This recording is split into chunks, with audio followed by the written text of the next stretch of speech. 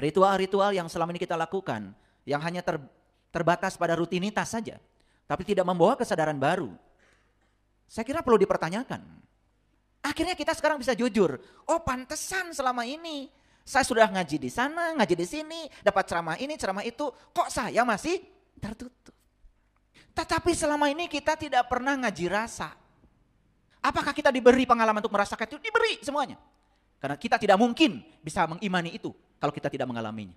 Makanya yang tidak mengalami tidak akan paham. Akibatnya iman kita itu cuma sebatas percaya apa kata orang. Gitu. Kita tidak mengalami langsung pengalamannya. Iman yang semacam itu iman yang patut untuk diragukan. Iman itu ada titik awalnya. Hilang kesadaran dirinya Musa. Yang masuk ke dalam dirinya adalah kesadaran ketuhanan.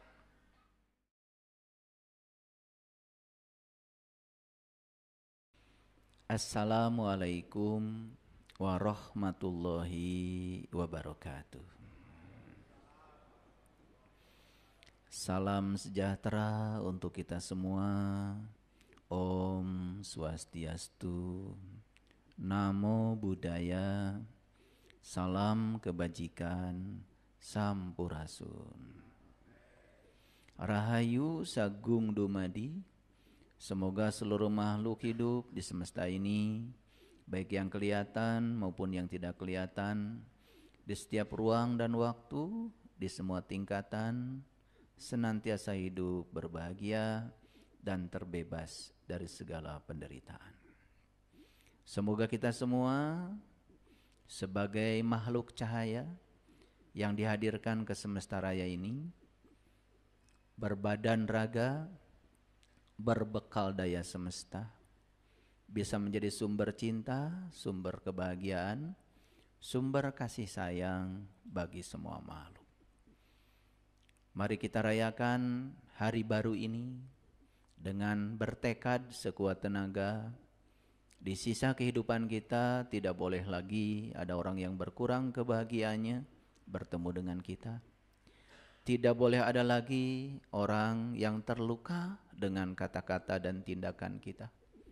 Tidak boleh lagi ada orang yang dalam kehidupannya menjadi menderita karena tindakan kita. Pastikan setiap hari baru kita punya kesadaran baru, pemikiran yang baru, sehingga kita selalu dinamis. Kalau di Quran ada kata-kata wa allawistaqomu ala thoriqah la asqainahum ma'an godaku. Barang siapa yang istiqomah dalam satu jalan, maka dia akan meminum hikmah di jalan itu. Selama ini orang menganggap istiqomah itu adalah konsistensi. Konsistensi itu titik mati. Konsistensi itu sifatnya patung. Makanya patung itu haram.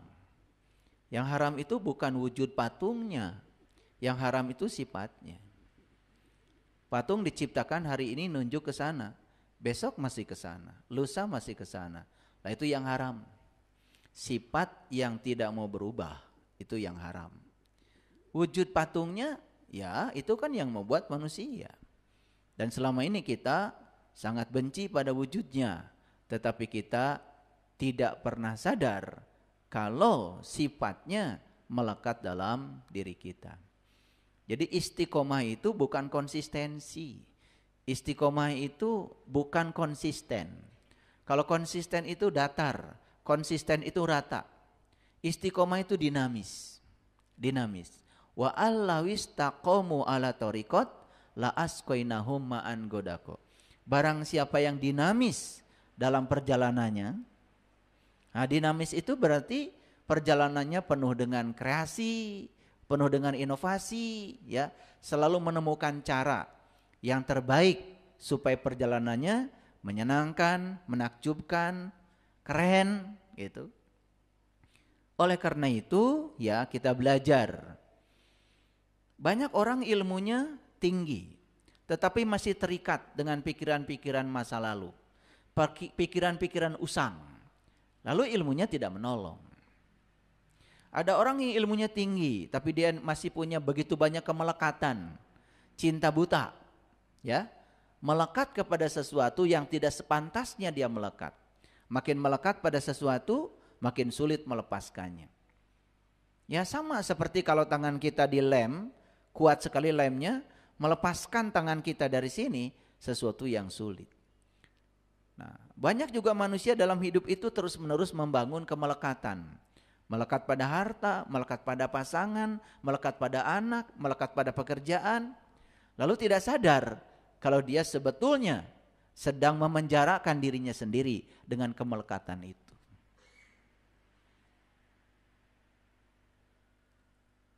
Oleh karena itu kita bersyukur ya diberi hari baru hari ini. Artinya kita disuruh untuk belajar hal baru. Hal-hal usang yang sudah tidak menolong kita sudah tinggalkan. Ilmu-ilmu usang yang sudah jelas tidak meningkatkan kesadaran kita tinggalkan. Ritual-ritual yang selama ini kita lakukan yang hanya terbatas pada rutinitas saja, tapi tidak membawa kesadaran baru, saya kira perlu dipertanyakan. Ada apa dengan itu? Kenapa saya sudah melakukannya tetapi tidak ada kesadaran baru yang muncul pada diri saya? Hidup masih penuh diselimuti oleh kegelapan dan kebingungan. Hidup masih mencengkram, menendang. Begitu mendapatkan yang diinginkan, dicengkram habis-habisan. Sampai takut kehilangan yang sudah didapatkan itu. Itu penderitaan. Begitu mendapatkan yang tidak diinginkan, ditendang jauh-jauh. Semakin kita menendang yang tidak kita inginkan, maka yang tidak diinginkan semakin akan datang berulang-ulang sampai kita bisa menerimanya. Tapi karena hidup dalam keadaan tidak berkesadaran, maka hidup itu menjadi monoton, tidak istiqomah. Sekali lagi istiqomah itu bukan konsistensi, bukan titik mati. Karena yang konsisten itu hanya patung. Istiqomah itu dinamis. Manusia itu bukan patung. Setiap hari kita diberi hari baru, pengalaman baru, peristiwa baru. Harusnya membuat kita bisa memasuki kesadaran baru. Nah, siapapun yang cermat dalam hidupnya, mau berinovasi, mau berkreasi, out of the box, keluar dari pemikiran-pemikiran kebanyakan orang, dia menciptakan cara-cara yang efisien, yang efektif, maka saksikan saya, hidupnya pasti menakjubkan. Dan selama ini ya kita tidak sadar.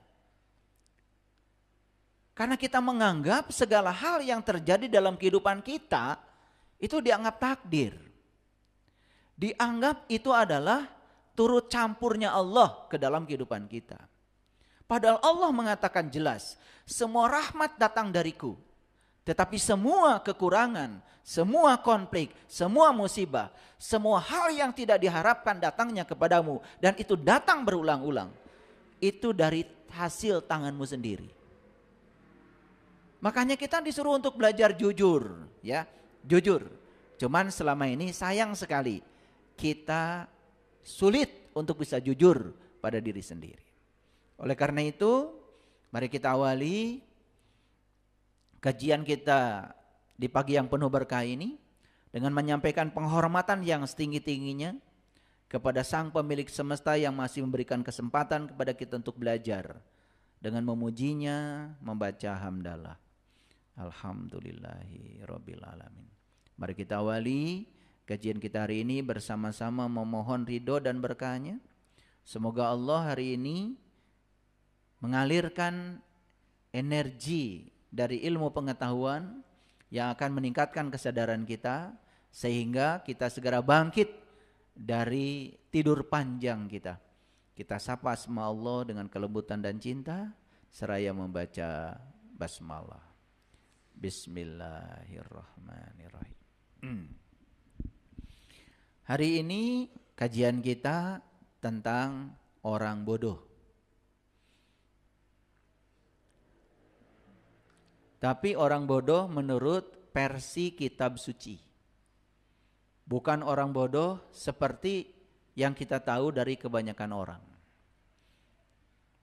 Semoga setelah ini kita akan sadar apakah kita termasuk orang bodoh atau sudah terbebas dari kebodohan.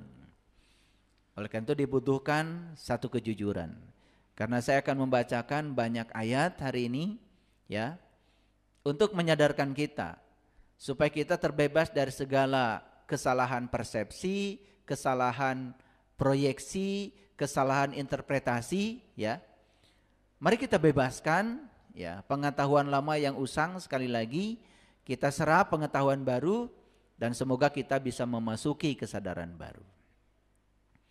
Jadi hari ini kajian kita orang bodoh menurut kitab suci.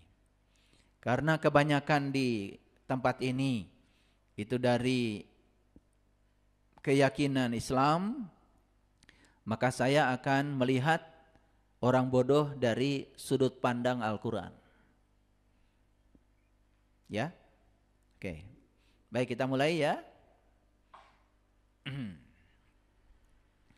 Saya ingin menyampaikan satu ayat, dan ayat ini sebetulnya masih di permulaan Quran surat Al-Baqarah. Surat kedua ayat yang ke-13. Ayat ini pasti kalau saya bacakan pada hafal. Karena sering terdengar di telinga kita. Tetapi masalahnya apakah kita bisa menangkap pesan dari ayat ini atau tidak, itu masalah kita hari ini.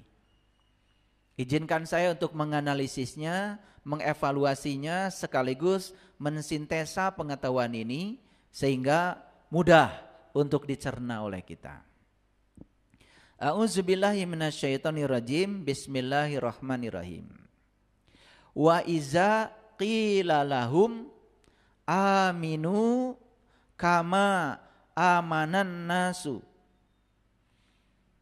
Apabila dikatakan kepada mereka, berimanlah kamu sebagaimana orang-orang lain telah beriman.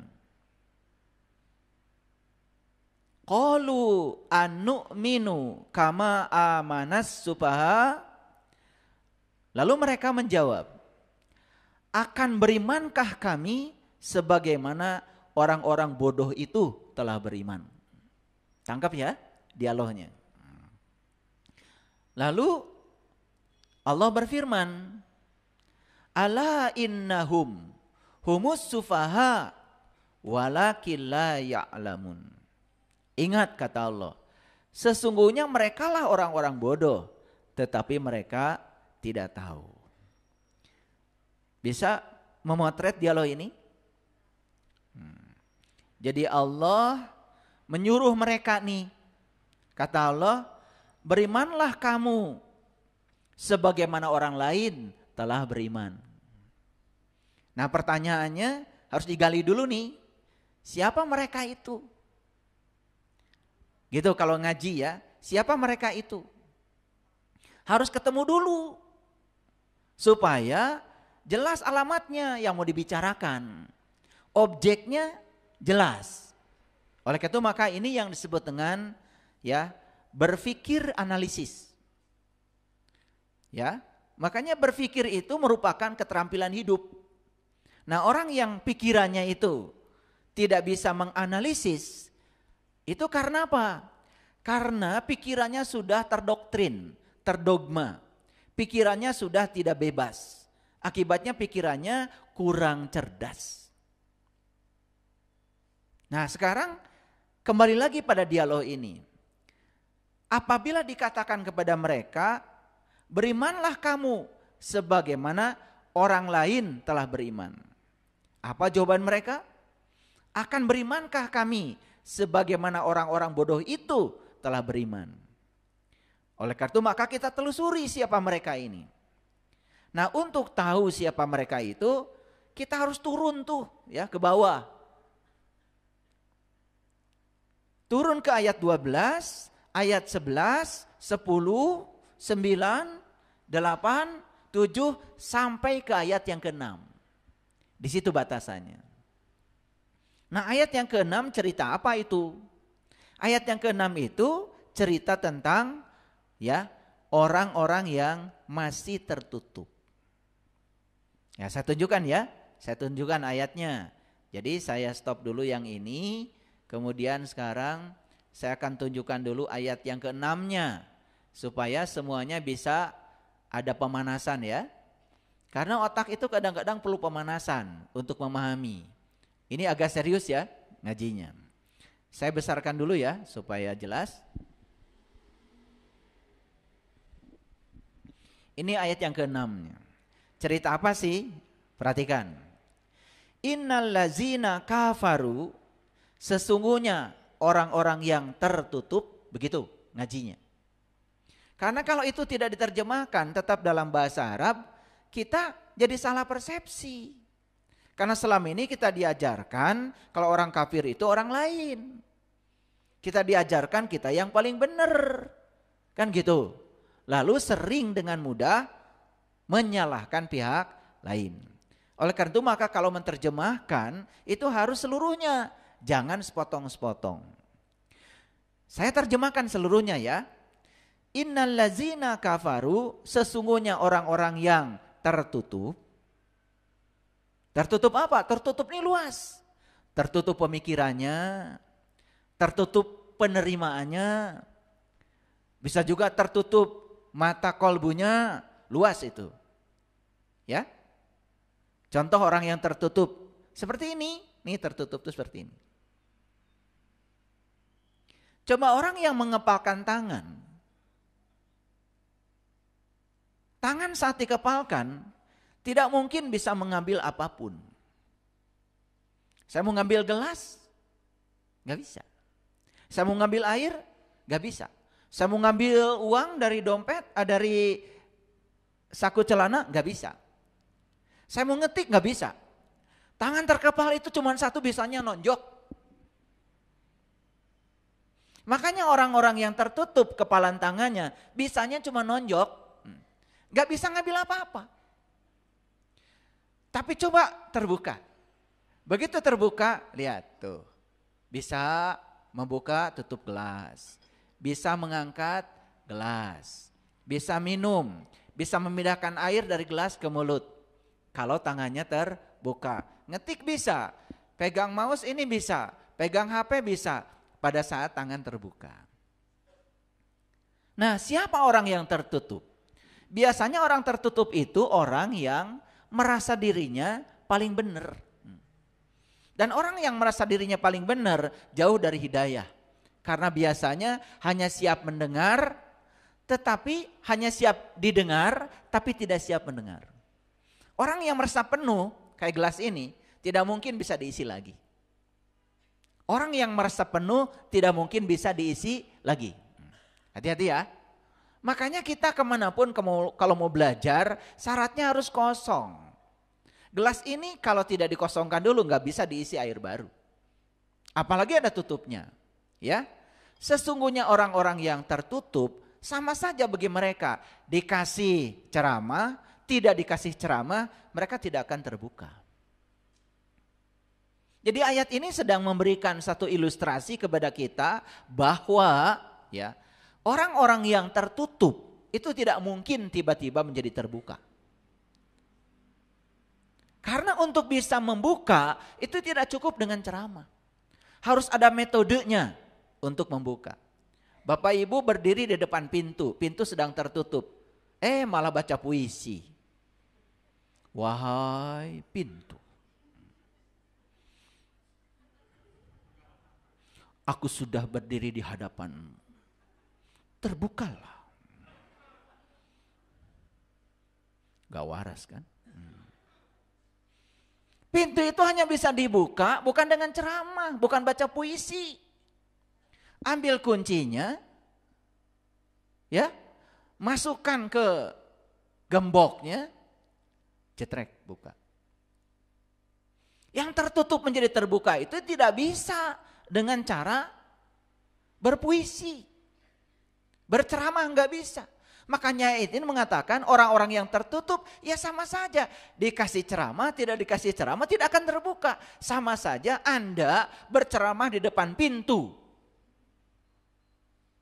Atau berpuisi di depan pintu. Dan pintu tidak akan terbuka dengan kata-kata. Pintu hanya bisa terbuka dengan mengambil satu tindakan. Tahu kuncinya, tahu cara memasukkan kuncinya, tahu cara menggunakan kuncinya, maka pintu akan terbuka. Paham? Makanya ayat ini memberikan gambaran tentang siapa? Tentang orang yang tertutup. Yang tertutup itu tidak mungkin bisa terbuka tanpa satu cara, tanpa satu metode. Akhirnya kita sekarang bisa jujur.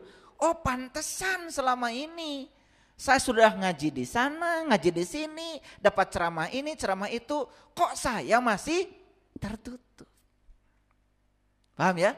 Gitu. Sama saja dengan berdiri depan pintu, ngasih ceramah sama pintu supaya pintu terbuka, padahal metode yang digunakannya bukan itu. Harusnya melakukan suatu tindakan yang membuat pintu terbuka. Makanya saya berulang kali menyampaikan, penyakit manusia itu cuma 3 menurut Al-Quran. 1, tertutup mata kolbunya. 2, gara-gara tertutup maka dia mengidap penyakit yang kedua, namanya penyakit kulit. Penyakit kulit itu bukan panu, bukan kudap, bukan kuris, bukan. Penyakit kulit yang paling berbahaya itu adalah penyakit dangkal pengetahuan. Tahu sesuatu cuma kulitnya saja. Sama seperti kita, tahu diri kita cuma jasmaninya saja. Gak tahu siapa diri kita yang sesungguhnya, itu penyakit kulit. Makanya penyakit kulit akan mengakibatkan penyakit yang ketiga, hilangnya kesadaran, matinya kesadaran. Makanya penyakit manusia kata Quran cuma 3. 1, tertutupnya mata kalbu. 2, gara-gara itu berpenyakit kulit, tahu sesuatu dangkal, kulitnya saja, luarnya saja. Dan yang ketiga yang berbahaya, matinya kesadaran. Kalau sudah mati kesadaran, hidup dalam keadaan tidak berkesadaran. Orang yang tidak berkesadaran, ya namanya juga enggak berkesadaran. Tidak eling, tidak waspada. Ya, hanya sibuk saja hidup. Tetapi tidak mengerti buat apa dia hidup. Paham? Oke, lanjut dulu. Baru ayat yang ke-7 ya. Allah mengatakan ya, mereka yang menutup diri itu sebetulnya mereka itu sedang mengunci dirinya. Apa yang dikunci oleh dirinya? Yang pertama yang dikunci itu adalah kolbunya. Orang yang tertutup terhadap ilmu baru, pandangan baru, nasihat baru, gagasan baru, tidak mungkin terbuka mata kolbunya. Nah, ayat ini tidak mungkin saya bahas seluruhnya. Nanti Bapak Ibu baca sendiri. Baca sendiri. Ya. Nanti baca ayat yang ke-8. Di sini dikatakan, banyak manusia yang mengatakan, kami telah beriman kepada Allah dan hari kemudian. Padahal mereka itu sesungguhnya bukan orang yang beriman. Jadi orang yang mengaku beriman itu belum tentu beriman. Belum tentu beriman. Bla bla bla. Banyak ini ceritanya. Jadi intisarinya saya simpulkan aja. Ayat 6 sampai ayat yang ke-12 itu cerita tentang orang-orang yang mengaku beriman padahal sebetulnya dia masih dalam keadaan tertutup mata kolbunya. Itu kalau disimpulkan begitu. Karena tidak mungkin waktu kita cukup untuk membahas semuanya. Paham sampai di sini? Silahkan nanti belajar sendiri. Ya, itu namanya discovery learning. Kalau kuliah di universitas pasti ada yang namanya tugas mandiri. Nah, ini tugas ya, tugas. Lakukan kalau ingin benar-benar tahu. Nah, baru masuk ke ayat yang ke-13 yang saya sampaikan tadi ya, ke sini ya, ayat 13. Baik. Jadi kita ulangi lagi dulu ya. Ayat yang ke-6 sampai ke-12 disimpulkan ya. Itu cerita tentang mereka yang mengaku beriman padahal sesungguhnya dia masih dalam keadaan tertutup mata kolbunya. Clear ya? Silakan nanti baca sendiri kalau tidak percaya. Nah, kita masuk ke ayat yang ke-13. Apabila dikatakan kepada mereka, nah mereka sekarang sudah ketemu jawabannya. Siapa mereka di ayat ini? Yang tadi ya, orang yang mengaku beriman, merasa sudah beriman, tapi hanya rarasaan. Ya, bukan rasa, rarasaan. Rarasaan teh geus iman, gitu kan? Nah, rarasaan itu adalah pembenaran. Kalau rasa itu kebenaran. Oleh karena itu, untuk mengalami iman yang sesungguhnya, kita harus mengalami perasaan, harus mengalami rasa iman. Ulangi ya. Untuk mencapai iman yang sesungguhnya harus mencapai rasanya iman. Jangan rarasaan teh geus iman. Awas. Bapak Ibu. Makan buah durian. Kan yang dicari dari buah durian itu adalah rasa. Betul? Pernah bertanya enggak? Siapa yang naruh rasa di situ? Dan sesungguhnya rasa itu apa sesungguhnya? Walaupun Bapak Ibu perlu rasa buah durian, tetap Bapak Ibu harus beli durian.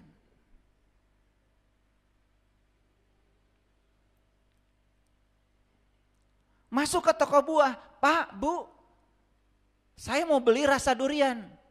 Teu aya neng, aya oge durian. Da abdi mah hoyong rasana wungkul. Gak bisa. Karena rasa itu melekat dalam wujud yang bernama durian. Pernah bertanya enggak? Sebetulnya rasa itu apa? Pertanyaan kedua, ya, pertanyaan kedua. Begitu durian itu dimasukkan ke mulut, kita berhasil merasakan rasanya durian. Kenapa? Karena di dalam diri kita ada alat untuk perasa. Pertanyaan saya lagi, itu alat yang bisa merasakan di tubuh kita siapa ya? Apa ya? Karena kalau tidak ada rasa di durian dan tidak ada alat untuk merasakan rasanya durian dalam diri kita, kita tidak akan sukses merasakan rasanya durian. Setelah kita sukses merasakan durian, baru kita bisa mengimani. Oh, durian itu enak. Oh, durian itu lezat. Gak mungkin ada orang yang belum merasakan itu tiba-tiba mengatakan durian enak, durian lezat. Bohong besar itu. Paham? Dilambatkan lagi. Dilambatkan lagi, ini tadi kecepatannya langsung naik 7 km per jam. Turun lagi 2 km per jam. Tetapi selama ini kita tidak pernah ngaji rasa. Pernah gak kita bertanya? Kenapa ya saya bisa merasakan rasanya durian? Sampai lidah itu bisa merasakan manisnya, pahitnya, asamnya, legitnya, cangornya, lembutnya. Coba, begitu durian yang dimasukkan ke mulut itu belum matang, kan cangornya kerasa. Begitu durian dimasukkan ke mulut itu sudah matang, legitnya terasa. Sampai kita bisa mengklasifikasi rasa di sini. Legitnya, lembutnya, manisnya, kurang manisnya. Coba, kalau saya tanya, pernahkah kita berpikir sebetulnya begitu cerdasnya lidah kita? Siapa sesungguhnya yang tinggal di situ? Yang sederhana saja, kita bisa merasakan rasanya itu pada saat kita masih bernafas. Kalau kita sudah tidak bernapas, dijejel-jejel juga itu buah durian, kita tidak akan berhasil merasakan itu. Tapi pernahkah kita menghargai napas kita? Pernahkah menghargai sang hidup yang ada pada diri kita? Sebetulnya saha atau nu ngarasakeun eta raosnya durian teh? Pernah tanya? Gak pernah tanya. Kalian makan durian, makan saja. Tidak pernah ada rasa penasaran. Tidak pernah bertanya. Makanya hidupnya begitu-begitu saja. Pengetahuannya gitu-gitu saja. Paling juga kolesterol naik. Kadar gula darah naik. tensi darah naik, masuk rumah sakit, nyesel makan durian. Tapi begitu sembuh, dahar deui. Itu yang hilang dari diri kita, rasa penasaran untuk tahu sebetulnya rasa itu apa. Saya baru cerita rasanya buah durian. Dan kita baru bisa mengimani buah durian kalau sudah merasakan. Bagaimana kita bisa mengimani Allah, malaikat, kitab, rasul. Bagaimana bisa mengimani itu kalau kita tidak punya pengalaman rasa itu. Apakah kita diberi pengalaman untuk merasakan itu? Diberi semuanya. Karena kita tidak mungkin bisa mengimani itu kalau kita tidak mengalaminya. Makanya yang tidak mengalami tidak akan paham. Akibatnya iman kita itu cuma sebatas percaya apa kata orang. Gitu. Kita tidak mengalami langsung pengalamannya. Iman yang semacam itu iman yang patut untuk diragukan. Ulangi lagi ayat ini. Apabila dikatakan kepada mereka, berimanlah kamu sebagaimana orang-orang lain telah beriman. Sudah kejawab mereka tadi siapa? Orang yang mengaku-ngaku beriman, padahal dia tuh sesungguhnya belum beriman. Cuman dari kecil sudah dipaksa mengaku sebagai orang yang beriman. Hadirin, iman itu ada titik awalnya. Saya menyampaikan ini tidak bosan. Lihat nanti di Quran surat Al-A'raf, ini PR yang kedua, ayat 143. Nabi Musa itu ingin iman sama Allah, dia bermohon dulu kepada Allah. Nanti baca ya, Al-A'raf 143, surat ke-7. Kira-kira begini isinya. Ya Tuhanku, kata Musa, nampakkanlah diri engkau kepadaku agar aku dapat melihatmu. Ini bukan kajian tingkat tinggi, bukan. Ini kajian biasa, semua orang bisa baca kan. Ayatnya juga ada. Bukan kajian hakikat, bukan. Ini kajian syariat. Ulangi ya. Ya Tuhanku, nampakkanlah diri engkau kepadaku agar aku dapat melihatmu. Wajar enggak permintaan Nabi Musa? Jawab, wajar enggak? Ya masa Nabi minta yang enggak wajar? Saya tanya sekali lagi, masuk akal enggak permintaan Musa? Masuk akal. Kan dia ingin mengimani Allah. Maka Nabi Musa bermunajat kepada Allah. Ya Tuhanku, nampakkanlah diri engkau kepadaku agar aku dapat melihatmu. Kan permintaan itu masuk akal. Dan itu bukan ilmu rahasia. Silakan baca, makanya saya sampaikan PR-nya ya. Nanti kalau nggak percaya baca. Jangan percaya sama saya. Sekarang jangan percaya ya. Nanti kalau udah baca, ya mau percaya mau tidak boleh. Tapi sekarang jangan percaya, kan belum baca. Tapi saya sampaikan ayatnya begitu. Lalu Allah berfirman, kamu tidak akan sanggup melihatku Musa, tapi lihatlah ke gunung ini. Kan ada yang gak masuk akal di ayat itu. Musa minta melihat Tuhan.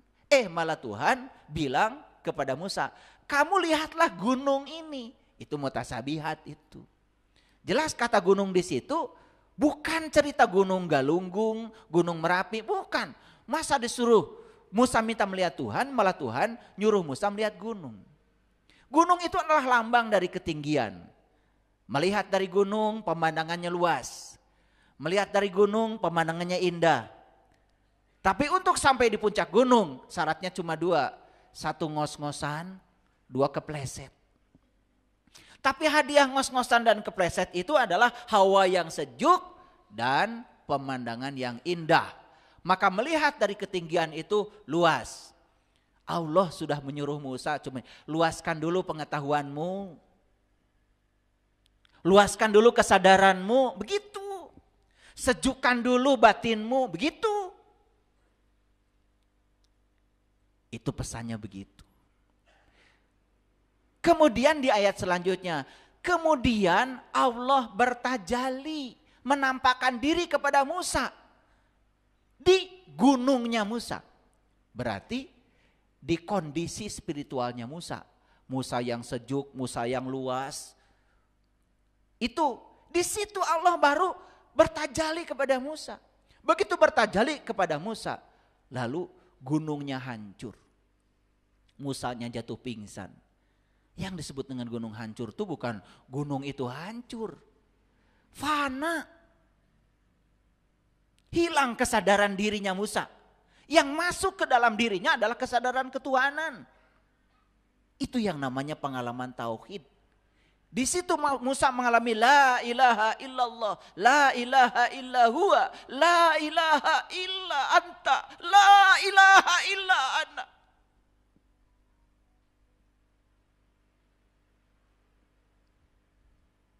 Hilang Musa. Musa jatuh pingsan. Bukan pingsan seperti yang digambarkan oleh kita. Musa itu tidak sadar diri dengan segala urusan-urusan yang selain Tuhan. Dia menyatu manunggal, tauhid. Merasakan kehadirannya. Dan ketika Musa sudah sadar lagi, dikatakan di ayat itu. Ketika Musa sudah sadar lagi, apa yang dikatakan Musa? Qala subhanaka tubtu ilaika wa ana awalul mu'minin. Maha suci Engkau ya Allah. Aku kembali kepadamu. Dan inilah awal aku beriman. Nabi Musa saja mau beriman itu ada awalnya. Bukan ngaku-ngaku. Tidak cukup mengaku.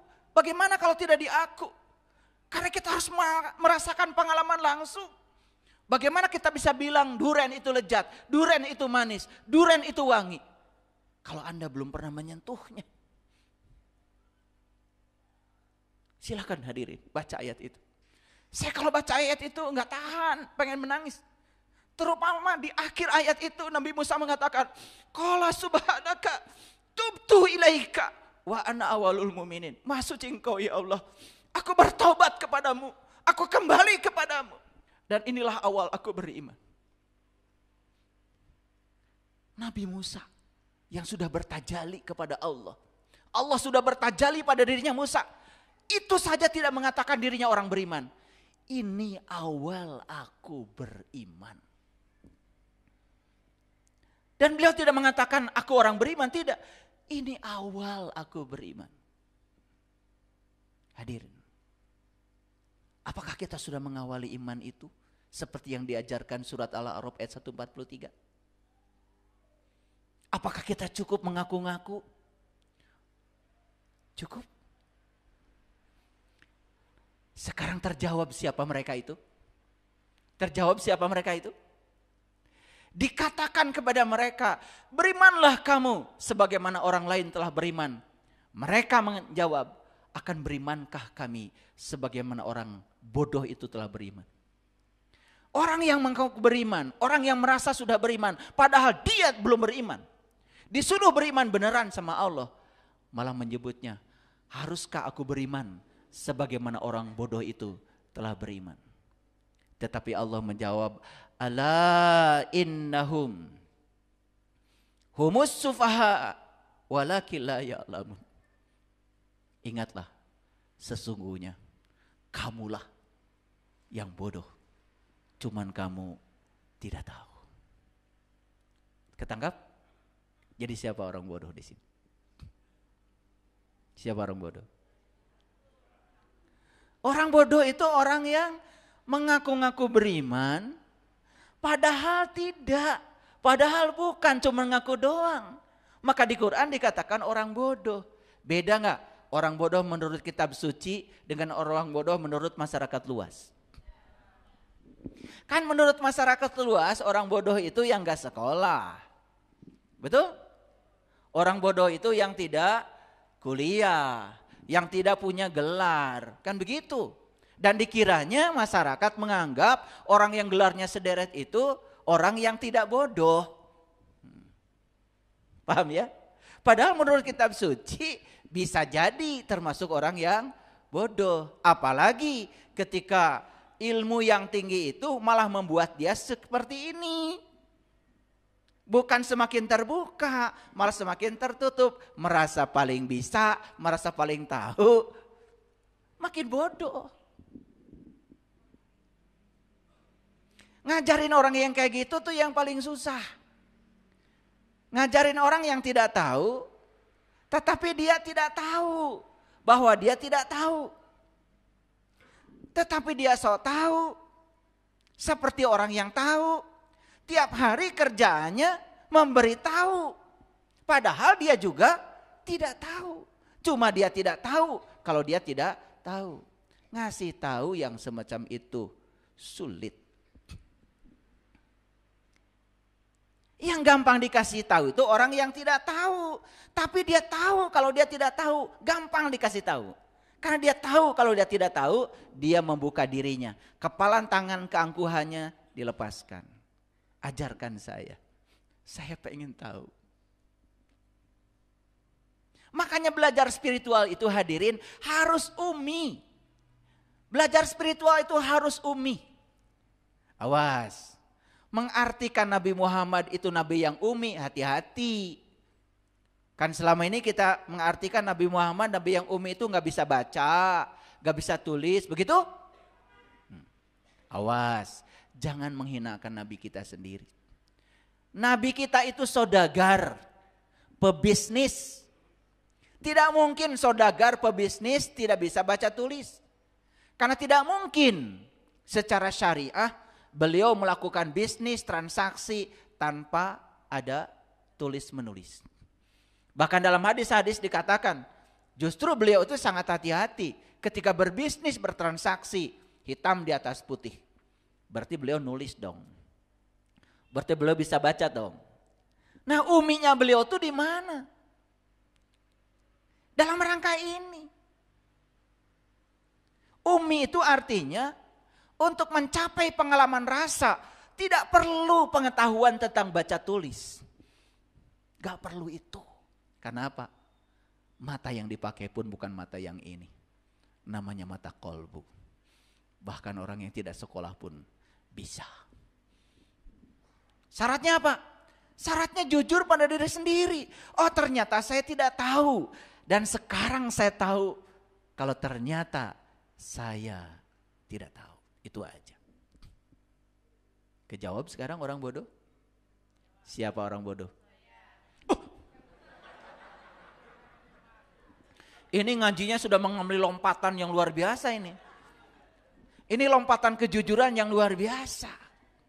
Tadi masih dalam bentuk definisi ya. Orang bodoh itu menurut Quran adalah orang yang mengaku beriman padahal sesungguhnya tidak. Langsung dijawab lebih singkat lagi. Siapa orang bodoh tuh? Saya. Itu sudah mengalami loncatan luar biasa. Tepuk tangan dong.